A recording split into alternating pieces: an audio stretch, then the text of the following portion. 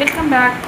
Long video post பண்ணி 1 week கிட்டத்தட்ட ஆகிடுச்சு. என்னென்னு பார்த்தீங்கன்னா, ஹாஸ்பிட்டலில் இன்ஸ்பெக்ஷன் வந்துடுச்சு, என்எம்சி இன்ஸ்பெக்ஷன். ஸோ எல்லாருமே வந்துட்டு தையான்னு ஆடிட்டு ஒரு வழியாக கம்ப்ளீட் பண்ணியாச்சு இன்ஸ்பெக்ஷனை. ஸோ அதுக்காக ரொம்பவே பிஸியாக இருந்தோம். போன வாரம் ஃபுல்லாகவே செம்ம டைட்டாக ஒர்க்கு. ஸோ காலையில் போனோம்னா எனக்கு 2 மணிக்கு ஷிஃப்ட்டு முடியறது, சாயங்காலம் வர்றதுக்கே வந்துட்டு 5:30 5:45 இப்படி தான் மார்னிங் ஷிஃப்ட்டில் எல்லாருமே வீட்டுக்கு வந்துட்டு இருந்தோம். ஸோ வந்து வீட்டில் இருக்க வேலையெல்லாம் பார்த்துக்கிட்டு ரொம்பவே டயர்டாக இருந்துச்சு. நான் புண்ணியத்தில் நல்லபடியாக முடிஞ்சு தொலைச்சிது. ஸோ இப்போ கொஞ்சம் ரிலாக்ஸ் ஆகிட்டோம். ஆனால் ஒரு விஷயம், நம்ம என்னதான் மாடாக உழைச்சாலும் நமக்கு நேரம் சரியில்லைன்னா அதுக்கான கிரெடிட்ஸ் எல்லாமே வேறு யாருக்கோ தான் போய் சேருது. நமக்கு எப்போ நல்ல நேரம் பிறக்கும்ன்றது தெரியல. ஆனால் தான் வழிகாட்டணும் நமக்கு. இப்போ வார்ட் ஸ்டாஃப்ஸ் வந்துட்டு என்ன தான் மாடு மாதிரி உழைச்சி எல்லா அரேஞ்ச்மெண்ட்ஸும் பக்காவாக பண்ணி சக்ஸஸ்ஃபுல்லாக எல்லாத்தையும் முடித்தாலுமே அந்த கிரெடிட்ஸ் எல்லாம் போகிறது பார்த்திங்கன்னா வார்டோட சூப்பர்வைசருக்கு தான் போய் சேருது. ஸோ அங்கே அவ்வளோ ஒர்க் பண்ணவங்களுக்கு என்ன தான் அப்போ அவ்வளோ எங்களோட ஒர்க்கிங் ஹவர்ஸை விட எக்ஸ்ட்ரா டைமில் வந்துட்டு ஒர்க் பண்ணுறோம்.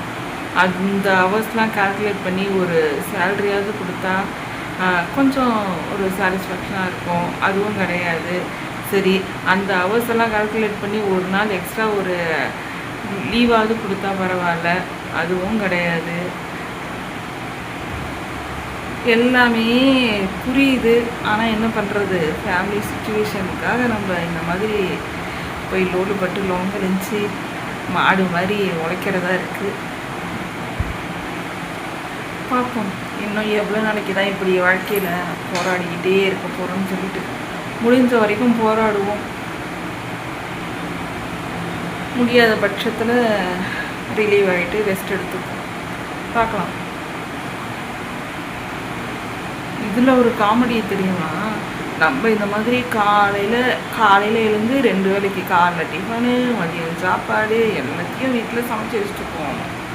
காலையில் இப்போ 8 மணிக்கு எனக்கு டியூட்டினா காலைல 7:30 மணிக்கெலாம் நான் வீட்டிலேருந்து கிளம்பி போகணும்.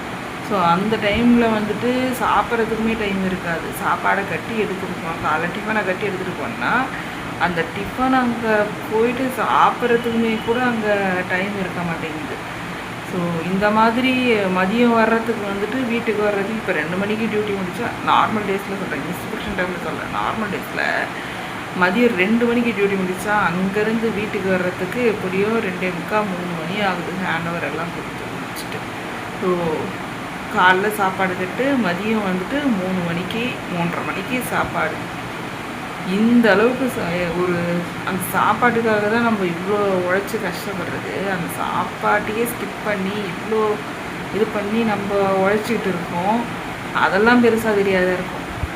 இவங்க என்ன வேலைக்கு போகிறாங்க, சம்பாதிக்கிறாங்க அப்படின்னு சொல்லிட்டு தான் பேசுகிறாங்க மக்களெல்லாம். நம்ம பண்ணுற அந்த கஷ்டம், நம்ம உழைக்கிறோம் அப்படிங்கிறதெல்லாம் ஒரு விஷயமே கிடையாது. நம்ம சம்பாதிக்கிறோம், அதுதான் இவங்களுக்கெல்லாம்